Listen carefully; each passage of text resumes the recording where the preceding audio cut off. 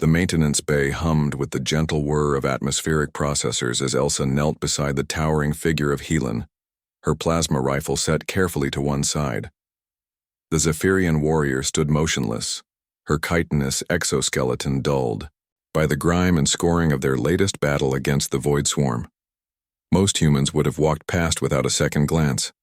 After all, what was one more alien mercenary in the grand scheme of their war?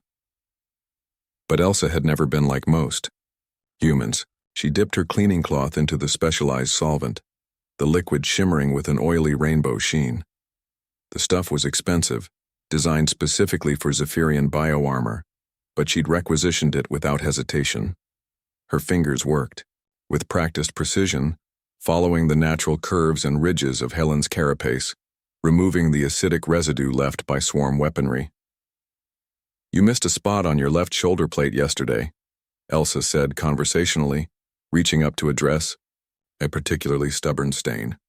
"That acid would have eaten through to the softer tissue underneath if we'd left it much longer." Helen's compound eyes tracked downward, watching the small human work. In all her cycles of warfare across 17 different star systems, she had never encountered anything quite like this. Humans were supposedly a young species, barely out of their home system. Yet here was one treating her not as a disposable asset or a curiosity, but as something worthy of care. "The quartermasters say you trade your personal rations for this cleaning compound." Helen's voice emerged from her vocal slits, a sound like wind through crystal formations. "Why?" Elsa paused, her cloth hovering over a deep gouge in the warrior's side. "Why not? Your armor keeps you alive. You keeping alive means you can keep watching my back out there." "But I am Zephyrian. We are expendable to most species. Hired, warriors with no homeland, no political value." Helen's antennae twitched with what Elsa had learned to recognize as confusion. "My contract specifies that maintenance is my own responsibility." The human resumed her work, moving to the intricate, joint assemblies where grime loved to accumulate. "Contracts are just paper. Well, digital paper, but you get the idea." She smiled, though she knew Helen's species didn't share the same facial expressions.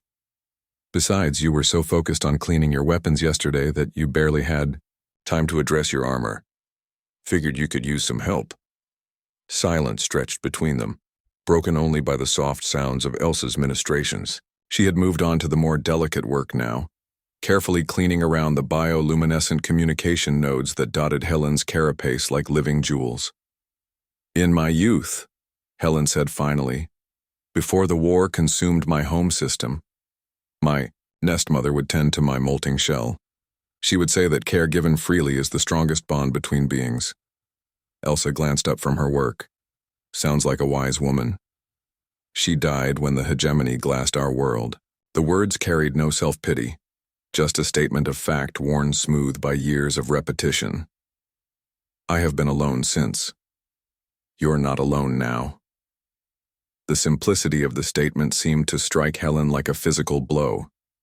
Her massive frame shifted, slightly, compensating for what might have been an involuntary flinch. "I do not understand your species," she admitted. "You wage war with a ferocity that would make my ancestors proud, yet you show kindness to those who cannot benefit you. Your military doctrine speaks of acceptable losses, but you risk everything to retrieve wounded enemies. You are contradiction made manifest." Elsa set down her cloth and reached for the armor polish, a different compound that would restore the natural luminescence to Helen's plating. "Maybe that's exactly why we'll win this war. Everyone else fights like machines, efficient, logical, predictable. But humans? We fight like we actually give a damn about each other." She began working the polish into the cleaned armor, and Helen watched as her reflection began to sharpen in the treated surfaces. The process was meditative, almost ritualistic, and she found herself relaxing in ways she hadn't for years. The Void Swarm seeks to consume all individuality, to reduce every species to component atoms for their collective, Helen observed. Perhaps that is why they fear humans most. You refuse to be reduced. You insist on seeing others as more than their utility. Everyone matters, Helen. Maybe not to the universe as a whole, but to someone somewhere. Right now, in this moment, you matter to me. Elsa's hands never stopped moving as she spoke. Not because you're useful in battle, not because of your contract or your weapon skills. You matter because you're here. Because you chose to stand with us when you could have walked away. Helen's optical sensors focused on the small human working so diligently below her.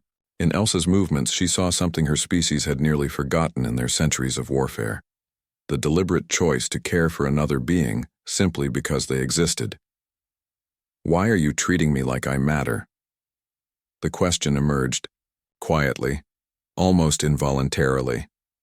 Elsa looked up, meeting Helen's alien gaze directly. Because you do matter.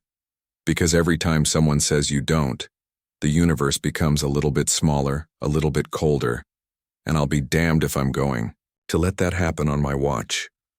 The maintenance bay fell silent except for the atmospheric processors. Helen processed the concept, her analytical mind struggling with the pure emotional logic of it.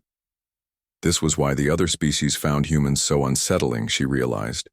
They insisted on operating from principles that made no tactical sense, but somehow won wars that superior firepower could not.